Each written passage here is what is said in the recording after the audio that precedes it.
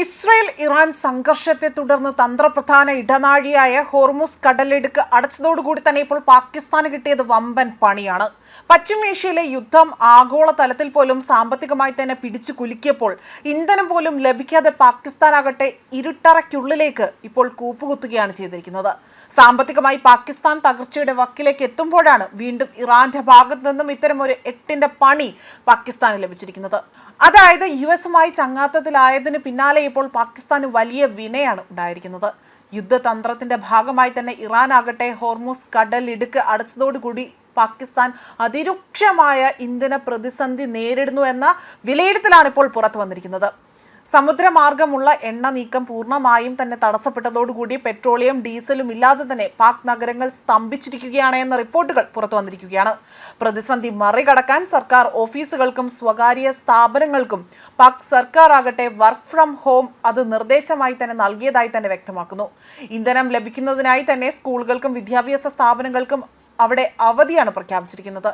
അതായത് ഇത്തരത്തിൽ ഇന്ധനം ലഭ്യമായാൽ മാത്രമേ സ്കൂളുകളോ വിദ്യാഭ്യാസ സ്ഥാപനങ്ങളോ അവിടെ തുറന്ന് പ്രവർത്തിക്കാൻ ആകുകയുള്ളൂ എന്നതാണ് മറ്റൊരു വസ്തുതയായി എടുത്തു പറയുന്നതും.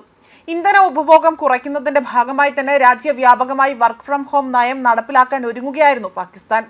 ലോകത്തിലെ പ്രധാന എണ്ണ വിതരണ പാതയായ ഹോർമുസ് കടലിടുക്കിലൂടെയുള്ള കപ്പൽ ഗതാഗതം അനിശ്ചിതകാലത്തിലേക്ക് അത് തടസ്സപ്പെട്ടതിനെ തുടർന്നുകൊണ്ടാണ് ഇന്ധന വിതരണത്തിന്റെ കാര്യത്തിൽ കടുത്ത ആശങ്ക ഉയരുന്ന ഒരു സാഹചര്യത്തിലേക്ക് ഇപ്പോൾ എത്തിയിരിക്കുന്നത്. പാക് സർക്കാരിന്റെ ഈ ഒരു നീക്കം ആഭ്യന്തര പെട്രോളിയം വിതരണം തടസ്സമില്ലാതെ തന്നെ നിലനിർത്താൻ ലക്ഷ്യമിട്ടുള്ള തീരുമാനമായി തന്നെ കണക്കാക്കപ്പെടുന്നുണ്ട്.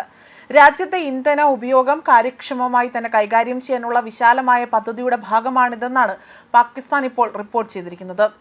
നിലവിൽ രാജ്യത്ത് ഏകദേശം 4 ആഴ്ചത്തെ ആവശ്യമായ പെട്രോൾ ഡീസൽ ശേഖരമുണ്ട് എന്നും അതിനാൽ ഉടനടി ഒരു ക്ഷാമം നേരിട്ടിട്ടില്ല എന്നതുമാണ് സർക്കാർ വ്യക്തമാക്കിയത്. എങ്കിൽ പോലും അന്താരാഷ്ട്ര ഷിപ്പിംഗ് റൂട്ടുകളിൽ തടസ്സം തുടർന്നാൽ അവിടെ സ്വീകരിക്കേണ്ട അടിയന്തര നടപടികൾക്കായുള്ള പദ്ധതി സർക്കാർ തയ്യാറാക്കി വരികയാണ് എന്നും ഇതിന്റെ ഭാഗമായാണ് വർക്ക് ഫ്രം ഹോം നയം നടപ്പിലാക്കിയതെന്നതാണ് പാകിസ്ഥാന്റെ അവകാശവാദം. പെട്രോളിയം ഉൽപ്പന്നങ്ങൾക്കായി തന്നെ ഗൾഫ് രാജ്യങ്ങളെ പ്രധാനമായും ആശ്രയിക്കുന്ന പാകിസ്ഥാനെ ഈ സാഹചര്യം സാരമായി തന്നെ ബാധിക്കും. ഈ പാതയിൽ ഉണ്ടാകുന്ന ഏതൊരു തടസ്സവും ഷിപ്പിംഗ് ഷെഡ്യൂളുകൾ തെറ്റിക്കുവാനും ചരക്ക് കൂലി വർദ്ധിപ്പിക്കുവാനും ഡെലിവറികൾ വൈകിപ്പിക്കുവാനും കാരണമായേക്കും. പ്രത്യേകിച്ച് കുവൈറ്റിൽ നിന്നുള്ള ഡീസൽ ഇറക്കുമതിയെ ഇത് സാരമായി തന്നെ ബാധിക്കുമെന്നതാണ് ഉദ്യോഗസ്ഥർ വ്യക്തമാക്കിയിരിക്കുന്നത്. ഇന്ധനക്ഷാമം ഉണ്ടായേക്കുമെന്ന ഭീതിയിൽ ആളുകൾ വലിയ രീതിയിൽ പരിഭ്രാന്തരായിക്കൊണ്ട് ഇന്ധനം വാങ്ങിക്കൂട്ടുന്നതായും അവിടെ ഇത്തരത്തിൽ വാങ്ങിക്കൂട്ടി അത് സ്വകാര്യമായി തന്നെ സൂക്ഷിക്കുന്നതായി അല്ലെങ്കിൽ ഒരു പൂഴ്ത്തിവെക്കുന്ന സ്വഭാവം അവിടെ കണ്ടുവരുന്നതായി തന്നെ വ്യക്തമാക്കുന്നുണ്ട്. ഇത് തടയാൻ വേണ്ടി കർശന നടപടികൾ അവിടെ സ്വീകരിക്കുന്നതായും പാകിസ്ഥാൻ സർക്കാർ വ്യക്തമാക്കുന്നു. രാജ്യത്ത് നിലവിൽ ആവശ്യത്തിന് ഇന്ധനമുണ്ട് എന്നും അതിനാൽ തന്നെ പൊതുജനങ്ങൾ പരിഭ്രാന്തരായി തന്നെ ഇന്ധനം അവിടെ സംഭരിച്ചു വെക്കേണ്ട എന്നതാണ് സർക്കാർ അഭ്യർത്ഥിച്ചിരിക്കുന്നത്.